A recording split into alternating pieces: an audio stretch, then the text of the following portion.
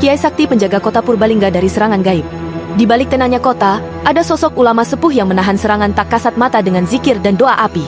Purbalingga, kota kecil nan tenang di lereng Gunung Slamet, menyimpan satu kisah luar biasa yang tak tercatat dalam buku sejarah, namun hidup dalam bisik-bisik para santri dan warga tua. Tentang seorang kiai sepuh yang bukan hanya ahli ilmu agama, tapi juga dikenal sebagai penjaga tak terlihat dari serangan supranatural. Namanya disamarkan hanya sebagai Kiai Wira Sulaiman. Ia tak suka dikenal, tak pernah mau dipotret, dan selalu tinggal di pondok kecil yang tersembunyi di balik hutan bambu. Kalau bukan karena Kiai Wira, kota ini sudah lama jatuh dalam cengkeraman kekuatan gelap, ucap seorang kiai sepuh dari Bobotsari.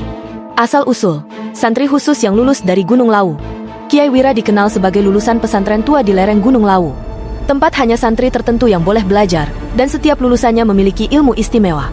Ia datang ke Purbalingga tahun 1930-an. Mendirikan langgar kecil di perbatasan hutan dan sawah. Namun selalu didatangi tamu-tamu aneh saat malam Jumat. Beberapa warga bahkan melihat kilatan cahaya merah dari balik pondoknya. Serangan gaib pertama, kabut hitam dari timur. Tahun 1947, saat kota dalam kondisi genting akibat konflik. Kabut hitam menyerbu dari arah timur kota, membuat warga sesak napas, kambing mati, dan anak-anak kerasukan. Warga meminta bantuan ke pondok Kiai Wira. Sang kiai hanya menggelar sajadah di jalan masuk kabut, lalu membaca zikir sambil memegang tasbih dari kayu cendana tua. Saat bacaan, ya kahar, mencapai 99 kali. Kabut itu mendadak terbelah seperti air tersayat pisau dan hilang ke langit. Doa api dan perisai tak kasat mata. Kiai Wira dikenal memiliki ilmu doa api, sejenis wirid rahasia yang bisa menghancurkan gangguan dari bangsa jin dan siluman. Konon jika dibacakan, udara di sekitarnya menjadi panas dan makhluk halus menjerit sebelum lenyap. Ia juga bisa menciptakan perisai tak kasat mata di sekitar masjid dan pasar, yang membuat tempat-tempat itu tak bisa ditembus makhluk gaib pengganggu. Perang sunyi melawan makhluk penyeru gelap.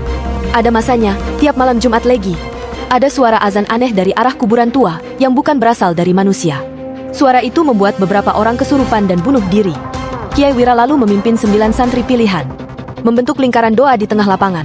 Dalam senyap, mereka melawan makhluk penyeru kegelapan yang disebut berasal dari zaman Mataram kuno, yang ingin membangkitkan kekuatan lama dari alam bawah tanah.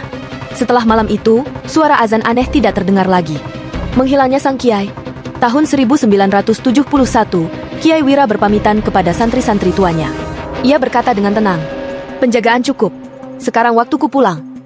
Ia lalu berjalan ke arah hutan bambu, dan tidak pernah terlihat lagi.